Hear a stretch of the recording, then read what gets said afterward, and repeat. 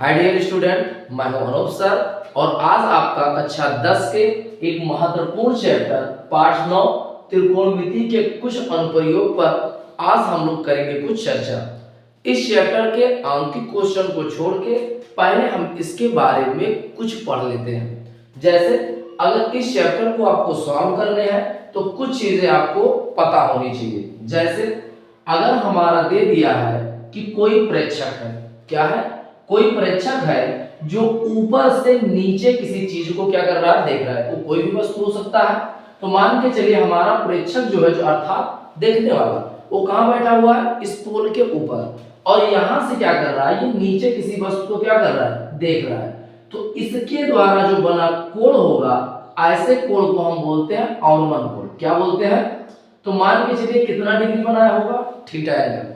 कितना डिग्री बनाया होगा, थीटा एंगल। तो अगर हम बात करें जो एंगल हमारा यहाँ बनेगा वही एंगल हमारा यहाँ भी बनेगा। कैसे? एकांतर कोण से। आप लोगों ने कक्षा 9 में पढ़ा होगा, समझ में आ गया। तो ऊपर से नीचे की तरफ अगर कोई भी देख रहा है तो इस प्रकार बनने वाले कोण को हम लोग कौन सा कोण बोलते हैं? अवनमन कोण। क्या बोलते हैं? अवनमन कोण। कन्फर्म? चलिए, और दूसरा, यदि कोई प्रेक्षक यहाँ नीचे से ऊपर स्थित किसी वस्तु को देखता है, नीचे से ऊपर किसी वस्तु को देखता है, तो इस प्रकार बनने वाले कोण को हम लोग क्या बोलते हैं? उन्नयन कोण। क्या बोलते हैं? उन्नयन कोण। किसी को कोई डाउट? तो जब ऊपर से नीचे की तरफ देखा जाएगा तो इस प्रकार बनने वाले कोण को हम लोग क्या बोलेंगे? अवनमन कोण। और एकांतर कोण से ये एंगल क्या होगा? बराबर होगा। और अगर नीचे से ऊपर देखा जाएगा तो इस प्रकार बनने वाले कोण को हम लोग क्या बोलेंगे? उन्नयन कोण। कन्फर्म?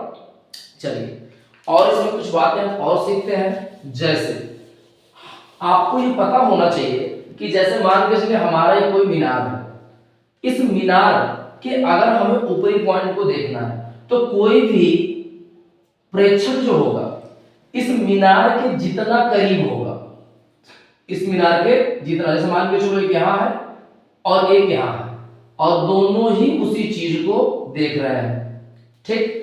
तो आप बताओ, ये हमारा जो था, ये हमारा क्या है? मीनार है। और यहाँ हमारे हैं दो प्रेक्षक, कुछ नाम ले लेते हैं, ए बी सी और डी। अब मीनार से ज्यादा करीब है कौन? बी है या ए है? जाहिर सी बात है बी है। तो जो मीनार के जितना करीब होगा, अर्थात जिस चीज को भी आप देख रहे हो उसके जो जितना करीब होगा उसके द्वारा बना एंगल हमेशा क्या होगा? बड़ा होगा। और जो जितना पीछे होगा उसके द्वारा बना कोण हमेशा क्या होगा? छोटा होगा। मतलब अगर इसी को हम थोड़ा दूसरे लैंग्वेज में बोले तो जो जितना करीब होगा वो एंगल उतना ही बड़ा होगा और जो जितना दूर होगा वो एंगल उतना ही छोटा होगा। कन्फर्म? ठीक, आगे एक आपको यहां से छोटा सा सूत्र आपको याद करना है, लाल बटे कक्का। क्या याद करना है? LAL upon KKA। ठीक, यहाँ L मीन्स हमारा क्या होगा? L माने होगा लंब, A मतलब होगा आधार और K मतलब होगा कर्ण। अब अगर हम L बाई K की बात करें, किसकी बात करें? L बाई K, तो ये हमारी जानकारी देगा साइन के बारे में। किसके बारे में जानकारी देगा? मतलब लंब बटा कर्ण जो होगा वो किसका फार्मूला होगा? साइन का। ऐसे ही अगर हम बात करें आधार बटा कर्ण का तो ये हमारा किसका होगा? कास का। और अगर L बाई A की बात करें तो ये हमारा फार्मूला किसका हो जाएगा? tan का। किसका हो जाएगा? tan का। और अगर इन्हीं फार्मूलों को हम पलट दें, L बाई K के जगह पे अगर हम इसको लिख दें K बाई A, क्या लिख दें? K बाई A, तो ये किसका हो जाएगा? कोसेक का। और इसको भी पलट दें, सॉरी, K बाई A क्या होगा हमारा? L होगा। K ऊपर जाएगा और L कहां आएगा? नीचे। ऐसे इसको अगर हम पलटे तो हमारा K कहां चला जाएगा? ऊपर, और हमारा जो A है ये कहां चला आएगा? नीचे। ये हमारा फार्मूला किसका होगा? सेक का। ऐसे इसको भी पलट दे, A चला जाएगा ऊपर और ये चलाएगा नीचे। ये हमारा किसका हो जाएगा? कॉट का। मतलब अगर हम लाल बटे कक्का याद कर लें तो हमारे जो 6 त्रिकोणमितीय अनुपात है इनके बारे में हम जानकारी निकाल सकते हैं। L बाई K जानकारी देगा साइन के बारे में, ए बाई के जानकारी देगा कॉस के बारे में, एल बाई ए जानकारी देगा tan के बारे में, और इन्हीं को पलट दे तो आप वैसे भी जानते हैं साइन का उल्टा कौन होता है कोसेक, कॉस का उल्टा कौन होता है सेक, और tan का उल्टा कौन होता है कॉट। अब अगर इतनी बातें अगर आपको पता है तो इस चैप्टर में आपको कोई भी समस्या होने वाली है।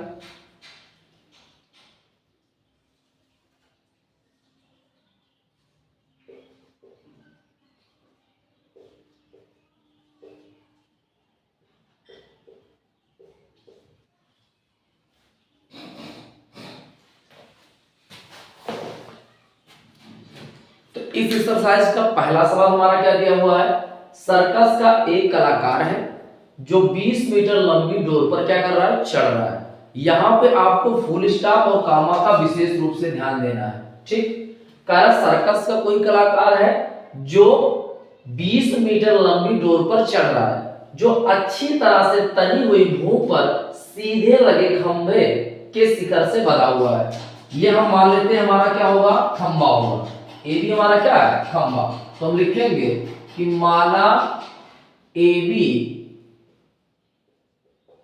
एक खंभा है, ए बी को हमने क्या मान लिया खंभा, और इसकी अगर हम हाइट की बात करें तो हाइट इसका मान लेते हैं h, और कह रहे हैं इसके शिखर से हमारा क्या लगा हुआ है एक डोर लगी हुई है। इस डोर को क्या किया है इसके शिखर से बांधा गया है। इसका मतलब हमें पता चल गया डोर यही होगा, और डोर की लंबाई में हमको क्या दे दिया है 20 मीटर, और इसमें कोई भी ढील नहीं है, ये भी सवाल में बता दिया गया है।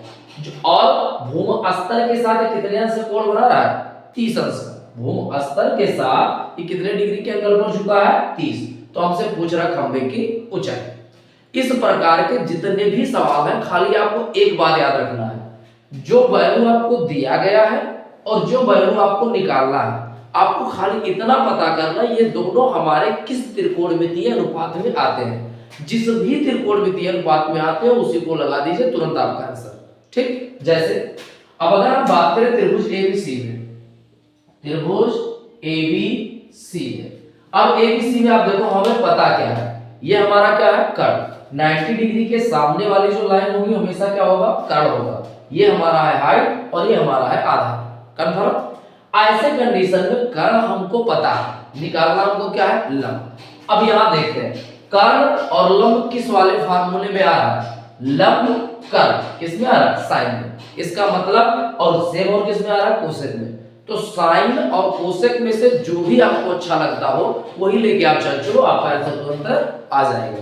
तो चलिए हम लगाते हैं क्या साइन, तो लिखिए साइन और एंगल हमारा कितना बन रहा था 30 डिग्री, तो साइन 30। फार्मूला क्या होगा L बाई के, माने लंब बटा कर्ण। तो L वाली वैल्यू हमारा कितना है लंब, लंब हमको पता नहीं है कितना है h, और कर्ण की वैल्यू कितना दिया गया है 20, कोई दिक्कत नहीं। साइन 30 अंश का अगर हम बात करें तो साइन 30 अंश का मान कितना होता है 1/2, और यहाँ हमारे पास कितना है h/20। कंफर्म। आपको यहीं से डायरेक्ट काटना हो, 2 1 कम 2, 2 दाएं कितना हो जाएगा 20, क्रॉस मल्टीप्लाई करा दें तो h का गुणा 1 में होगा तो कितना हो जाएगा h, और 10 1 कम कितना होगा 10, इतना मीटर। तो हमसे पूछा क्या गया था खंभे की ऊंचाई, तो हम लोग लिखेंगे अतः खंभे की ऊंचाई बराबर कितना मीटर आ गया 10 मीटर। किसी को डाउट?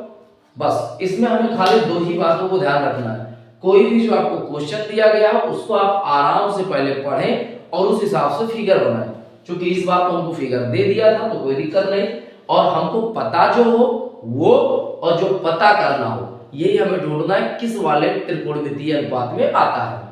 जिस भी त्रिकोणमितीय अनुपात में आता है वही लगाइए, आपका आंसर आपके सामने होगा। देख रहे हैं? चलिए देखते हैं हम लोग दूसरा क्वेश्चन।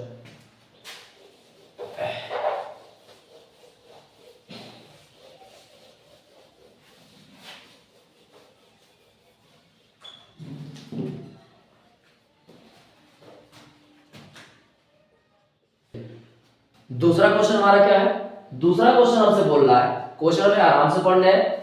आंधी आने से एक पेड़ टूट जाता है और टूटा हुआ भाग इस तरह मुड़ जाता है कि पेड़ का शिखर जमीन को छूने लगता है। क्या कह रहा है, अगर इसका हम फिगर बनाए सपोज कीजिए आप इतना बड़ा हमारा क्या था, पेड़ था। अब आंधी आया और पेड़ यहाँ बीच से कहीं से टूट गया। बीच से कह रहे हैं, ये बीचों बीच से पूरे सवाल में कहीं नहीं दिया है। ये हो सकता है बीचों बीच से ही टूटा हो, या हो सकता है थोड़ा ऊपर नीचे कहीं से भी टूटा हो सकता है, लेकिन ये पेड़ टूटा ये तो कन्फर्म है। और टूटने के बाद ये हमारा जो पेड़ है ये क्या किया गया है, जमीन के शिखर को छू रहा है, लेकिन अभी पेड़ से अलग नहीं हुआ है, अभी भी इसका कुछ पार्ट इस पेड़ में लगा हुआ है और ऊपर वाला सिरा के कहां उठा है, जमीन पे। और इस प्रकार ये इसके साथ कितने अंश का कोण बना रहा है, 30 अंश। कितने अंश का, नाम रख देते हैं ए बी सी और डी। और पेड़ के पाद बिंदु की दूरी, पेड़ के पाद बिंदु एकदम निचला सिरा की दूरी जहां पेड़ का शिखर जमीन को छूता है, पेड़ का शिखर अब यही तो टूट के यहाँ आया होगा, ये जहां छूता है उसकी दूरी कितना मीटर है, 8 मीटर। ये हमको दे दिया गया है। तो पूछ क्या रहा है, पेड़ की ऊंचाई क्या कीजिए। ध्यान से समझिएगा, पेड़ की ऊंचाई मतलब बी से लेके डी हमसे क्या किया गया है, पूछा गया है। तो बी से सी हमको नहीं पता, इसको मान लेते हैं h और इस वाली दूरी को मान लेते हैं x। तो अब बताओ ये वाला दूरी कितना होगा, कितना होगा, सोचिए बताइए। ये वाला भी हमारा x ही होगा।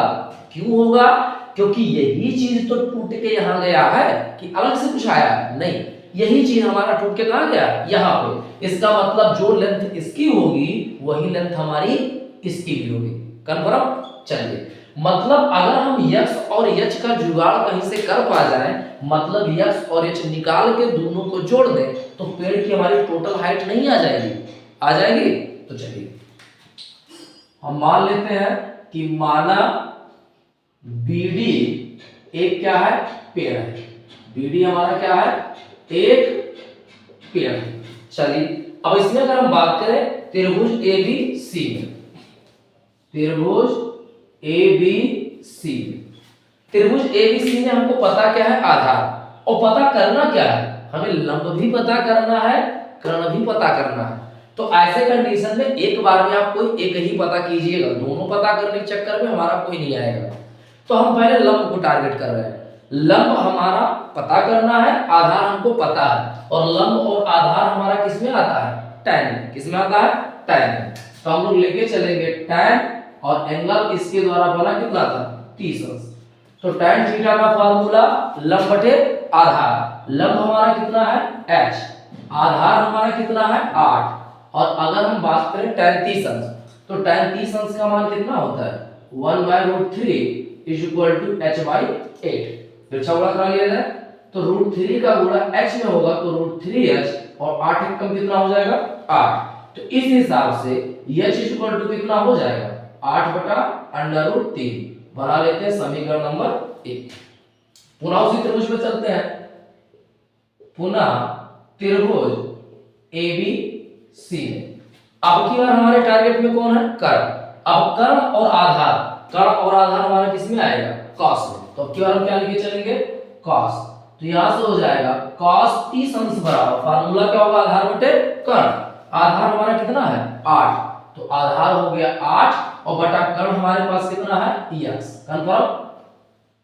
चलिए cos 30 अंश का मान कितना होता है, √3/2, और इक्वल में हमारे पास क्या है, 8/x। फिर गुणा करा लिया जाए, तो √3x बराबर 8 दूना 16।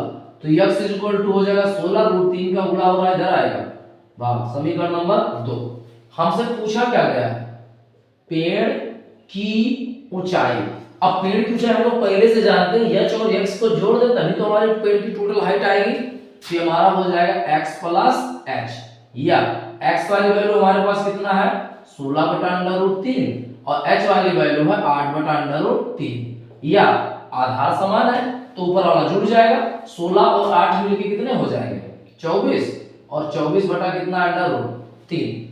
चूंकि रूट हमारा नीचे आ रहा है, तो इसका हम लोग क्या करवा दें, रूट हटाने के लिए √3 से नीचे और √3 से ऊपर करा देते हैं मल्टीप्लाई।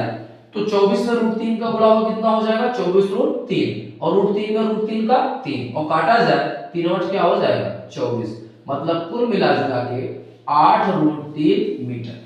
तो जो पेड़ की हमारी हाइट होगी वो कितना होगा, 8√3 मीटर।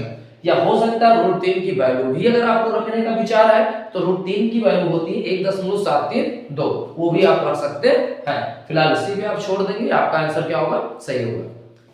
तो मैं उम्मीद है कि आप लोगों को दोनों ही क्वेश्चन बड़े कायदे से समझ में आए होंगे। अगर आपको ये क्वेश्चन, ये वीडियो आपको अगर समझ में आया है तो प्लीज इस चैनल को लाइक, शेयर और सब्सक्राइब करें। तब तक के लिए धन्यवाद।